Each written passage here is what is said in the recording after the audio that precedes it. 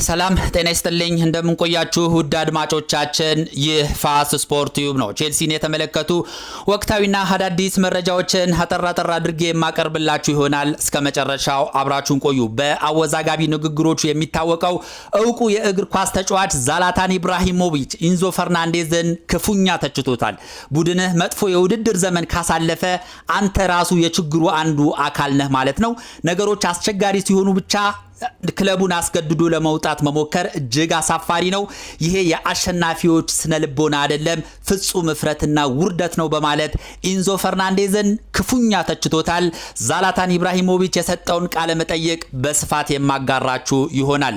ቼልሲና ማንቸስተር ዩናይትድ የስፖርቲንግ ሊዝበኑን የግራ መስመር ተመላላሽ ተጫዋች ማክሲ አራሁን ለማስፈረም ከፍተኛ ፉክክር ጀምረዋል። ይህንንም ጉዳይ የማጋራችሁ ይሆናል። የቼልሲው ሌጀንድና አስደናቂው ተጫዋች ሪሲ ጀምስ ጉዳት አስተናግዷል። ለመሆኑ የሪሲ ጀምስ ጉዳት ምን ያህል ነው የሚለውን ጉዳይ እንመለከታለን። ለቼልሲ አዲስ የፈረመው ተጫዋች የአትላንታው ማርኮ ባሌስትራ የሕክምና ምርመራውን አጠናቆ ለቼልሲ በይፋ ፈርሟል። ይህንንም መረጃ የማጋራችሁ ይሆናል። እነዚህንና ሌሎች ቼልሲን የተመለከቱ ጉዳዮችን እንደየቅደም ተከተላቸው የማጋራችሁ ይሆናል። እስከ መጨረሻው አብራችሁን ቆዩ። ኢንዞ ፈርናንዴዝ ከቼልሲ ወጣለው ማለቱን ተከትሎ በአወዛጋቢ ንግግሩ የሚታወቀው እውቁ የእግር ኳስ ተጫዋች ዛላታን ኢብራሂሞቪች ኢንዞ ፈርናንዴዝን ክፉኛ ተችቶታል። የአሁን ጊዜ ተጫዋቾች በጣም አስቸጋሪዎች ናቸው።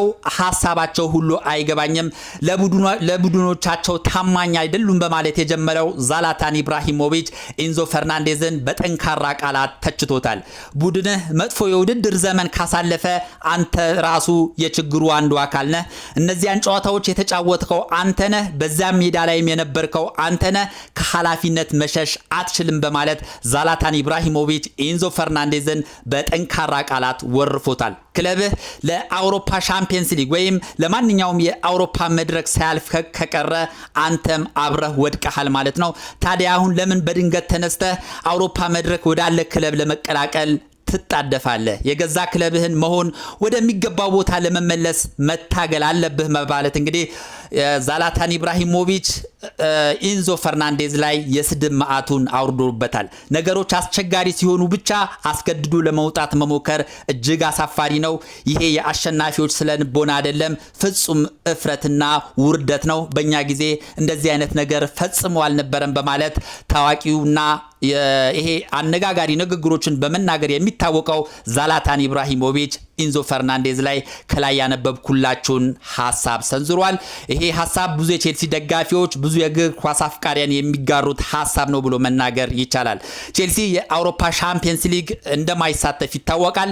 ይህንን የተገነዘቡት ኢንዞ ፈርናንዴዝ እና ማርኮ ኩኩሪያ ከቼልሲ መልቀቅ እንደሚፈልጉና እንደዚሁም አውሮፓ ላይ ወደሚጫወት ክለብ ማምራት እንደሚፈልጉ በተደጋጋሚ ገልጸው ነበረ። ማርኮ ኩኩሪያ ቃሉን ጠብቆ እንደዚሁ ወደ ሪያል ማድሪድ አምርቷል። ማለትም ከቼልሲ ያለውን ነገር ጨርሶ ማለት ነው። ኢንዞ ፈርናንዴዝም ቼልሲ ሊለቀኝ ይገባል ማለት እንግዲህ ከቼልሲ ጋር ሰጣ ገባ ውስጥ ይገኛል። ይህንን የተገነዘበው ዛላታን ኢብራሂሞቪች በእጅጉ ኢንዞ ፈርናንዴዝን ተችቶታል። በጣም አሳፋሪ ተግባር ነው። ክለብህ የአውሮፓ ሻምፒየንስ ሊግ እንዲሳተፍ መጣርና ወደ ነበረበት ለመመለስ መታገል ሲገባህ በዚህ ሰዓት ቡድንህን ጥለ ለመሄድ ያደረግከው ነገር እጅግ አሳፋሪ ነው በማለት በጠንካራ ቃላቶች ወርፎታል። የዛላታን ኢብራሂሞቪች አባባል በርካታ የእግር ኳስ ደጋፊዎች በተለይ የቼልሲ ደጋፊዎችም እየተስማሙበትና በየሶሻል ሚዲያው እየተቀባበሉት ይገኛሉ። ወደ ሁለተኛ መረጃ ስንሸጋገር ቼልሲና ማንቸስተር ዩናይትድ የስፖርቲንግ ሊዝበኑን የግራ ተመላላሽ ተጫዋች ማክሲ አራሁን ለማስፈረም እንቅስቃሴ ጀምረዋል። ይህ ተጫዋች ስፖርቲንግ ሊዝበን 80 ሚሊዮን ፓውንድ ያህል ለጥፎበታል። ወይም ደግሞ ማንኛውም ክለብ ይህን ተጫዋች መውሰድ ከፈለገ ውል ማፍረስ ይጠብቅበታል። የውል ማፍረሻ ገንዘቡም 70 ሚሊዮን ፓውንድ ነው በማለት አስቀምጧል። ይህ ተጫዋች ከስፖርቲንግ ሊዝበን ጋር የሚያቆየው ኦልሞስት ከ3 እስከ 5 ዓመት ኮንትራት አለው። ስለዚህ ይህንን ኮንትራት አፍርሶ የሚወስድ ክለብ 80 ሚሊዮን ፓውንድ ሊከፍል ይገባል ሲል አሳውቋል። ይህ የ26 ዓመት ኡራጋዊ ተጫዋች እንግዲህ ማክሲ አራሆ እጅግ አስደናቂ የግራ መስመር ተመላላሽ ነው።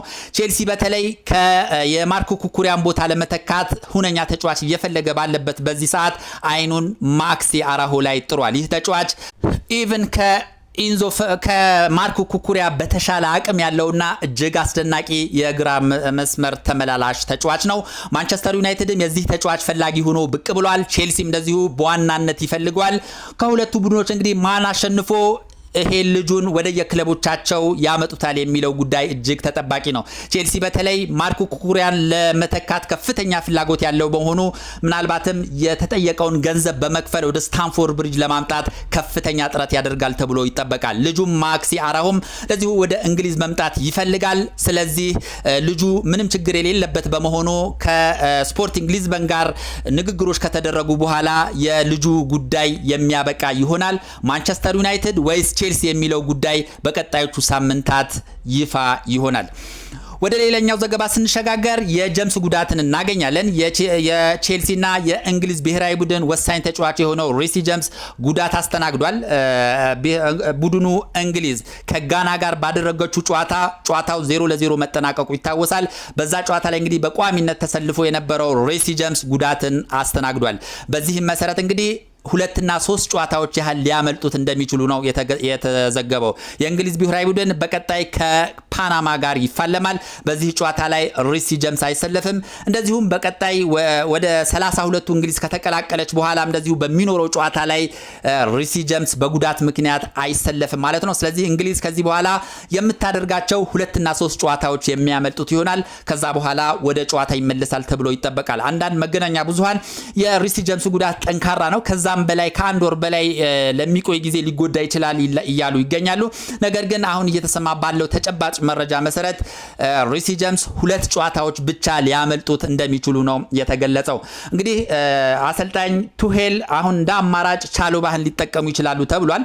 ቻሎባ ባለቀ ሰዓት ወደ እንግሊዝ ብሔራዊ ቡድን መቀላቀላቸው ይታወሳል። በዚህም እንግዲህ ቻሎባ የሪሲ ጀምስ ቦታ ሸፍኖ ይጫወታል ተብሎ ይጠበቃል። ጀምስ እስከ 3 ሳምንት ወይም ደግሞ በጣም ፈጠነ ከተባለ በ2 ሳምንት ውስጥ የእንግሊዝ ብሔራዊ ቡድንን ይቀላቀላል ተብሎ ይጠበቃል። ወደ መጨረሻው ዘገባ ስንሸጋገር ማርኮ ባሌስትራን እናገኛለን። ቼልሲ ከአትላንታ በ55 ሚሊዮን ፓውንድ ያስፈርመው ማርኮ ባሌስትራ የሕክምና ምርመራውን አጠናቆ ለቼልሲ በይፋ ፊርማውን አኑሯል። ይህ ተጫዋች ከቼልሲ ጋር እስከ 2032 የሚያቆየውን ፊርማ ፈርሟል። በዚህ መሰረት እንግዲህ ቼልሲን በይፋ ይቀላቀላል ተብሎ ይጠበቃል። በአሰልጣኝ ኢንዞ ማሚን በአሎንሶ ስር የመጀመሪያ ፈራሚ የሆነው ማርኮ ባሌስትራ ቼልሲ በቅድመ ዝግጅት በአውስትራሊያና እንደዚሁም በኤዥያ በሚያደርገው የወዳጅነት ጨዋታዎች ላይ ማርኮ ባሌስትራ ተገኝቶ ለቼልሲ ይጫወታል ተብሎ ይጠበቃል። ልክ የዚህ የዓለም ዋንጫ እንደተጠናቀቀ ቼልሲ በፕሪሲዝን ወደ አውስትራሊያና ወደ ኤዥያ እንደዚሁም ወደ ሌሎች ሀገራት በመጓዝ የቅድመ ዝግጅት ውድድሩን ያደርጋል። በዚህም እንግዲህ አዲሱ ፈራሚ ማርኮ ባሌስትራ የቼልሲን ዋና ቡድን ይቀላቀላል ተብሎ ይጠበቃል። እንግዲህ በዋናነት በዛሬው ዕለት የተሰሙ ቼልሲን የተመለከቱ ዋና ዋና መረጃዎች እነዚህ ነበሩ። ስለነበረን ቆይታ እጅግ አድርጌ አመሰግናለሁ። ሐሳብ አስተያየት ካላችሁ እንደዚሁ ብትጽፉልኝ ደስ ይለኛል። ለነበረን ቆይታ እጅግ አድርጌ አመሰግናለሁ። መልካም ጊዜ